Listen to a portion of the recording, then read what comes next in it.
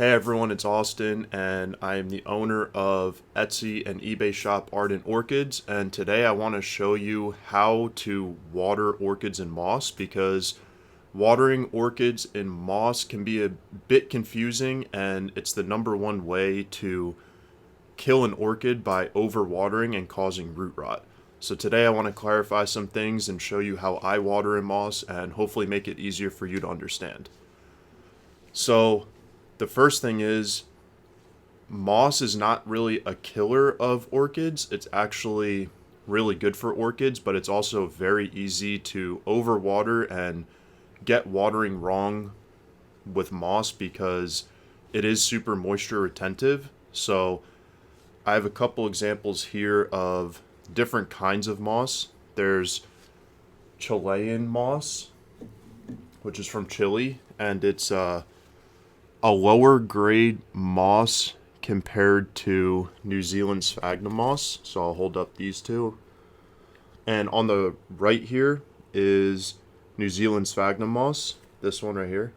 And then this one in my left hand is Chilean moss. So you can see that this is more brown and less aerated, and this is more yellow white and it's way more aerated. So New Zealand moss is a higher quality moss. It's more expensive, but it allows a lot more aeration to the roots, which orchids love. And it comes like this. So this is some dried moss. And it's really good for orchids because it holds a lot of moisture. Specifically, it's really good for Phalaenopsis because it holds a lot of moisture, but it's also airy. So today I want to show you a few examples of dry moss, wet moss, how I water, and everything to do with moss. So if you have the opportunity to get New Zealand sphagnum moss, I would highly recommend getting that over Chilean moss. Even though Chilean moss is cheaper, New Zealand sphagnum moss lasts a long time, maybe 2 years plus, and it allows a lot more aeration into the roots over Chilean moss. So when you're repotting with moss, I'm going to show you a few examples of loosely packed moss and tightly packed moss. So this plant here is some tightly packed moss. You can't see any air pockets in the media at all. And that's another angle. And then this plant is very loosely packed moss. So you can see an air pocket right here, and right in here you can see some air pockets. Generally, you don't want any air pockets in your media, especially with moss, because moss wicks. So when it's touching moss, it can actually go throughout the pot a lot easier. You don't want air pockets, but you don't want it super tightly packed. So if I were to take this plant and push down really hard, it would create no air pockets, but it would actually suffocate the roots because it'd be too tightly packed. So you want a good mixture of not too tight, not too loose. I know it's a little vague, but really what you want to do is when you get the moss in the pot, you want to push fairly hard, but not all the way, because when you push it all the way, it'll suffocate the roots. Whereas if you don't push it enough, you're going to get too much airflow and water is just going to run out of the pot and it's never going to be properly hydrated. Another important factor is the color of the moss when you're going to water. So this is very yellow / white, but you'll see when I water this, it's going to be more of a brown or dark yellow color.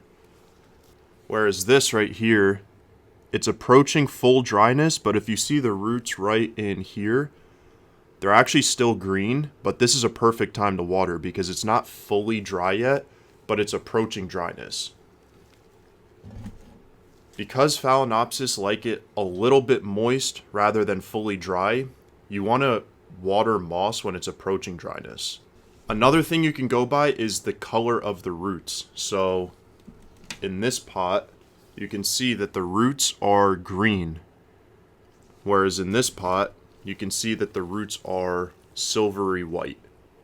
So right here, you can see it's silvery white, and right here, you can see that they're green.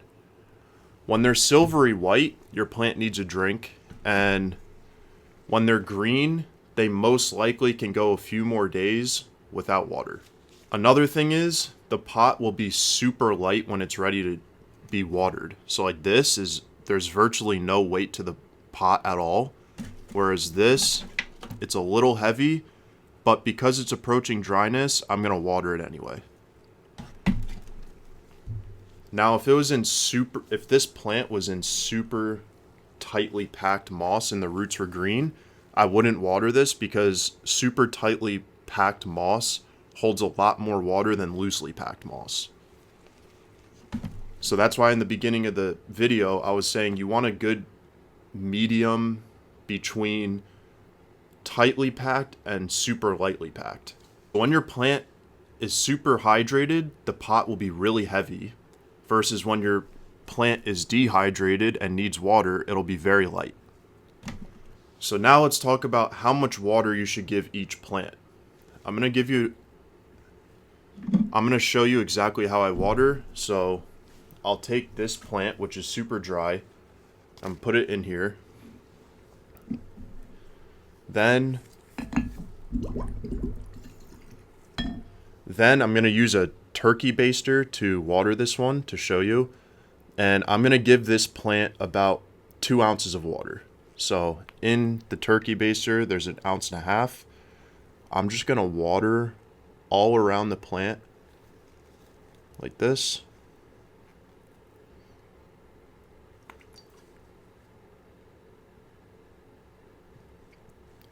Get another 1/2 ounce like this.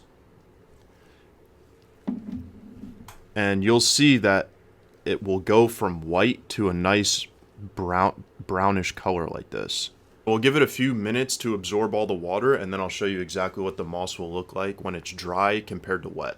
The reason I gave that plant 2 ounces of water is because generally in a 2.5-inch pot, which is what most of you will receive your plants in, 1.5 to 2 ounces of water at a time is perfect.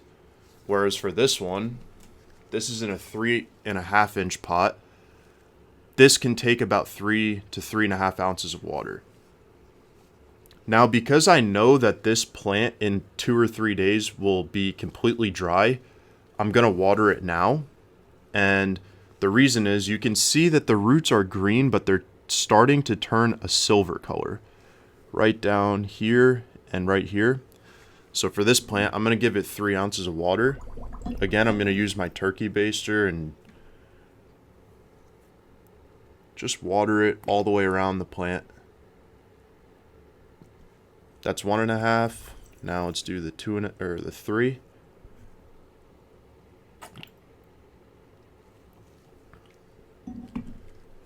And that's good. I can feel that the pot is super heavy compared to before.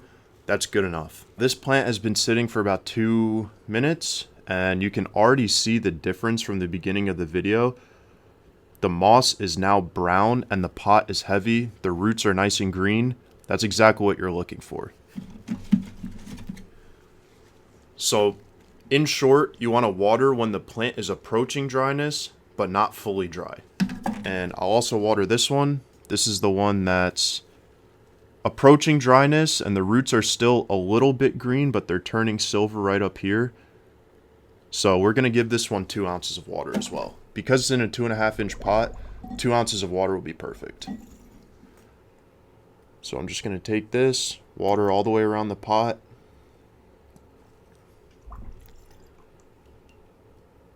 Two ounces.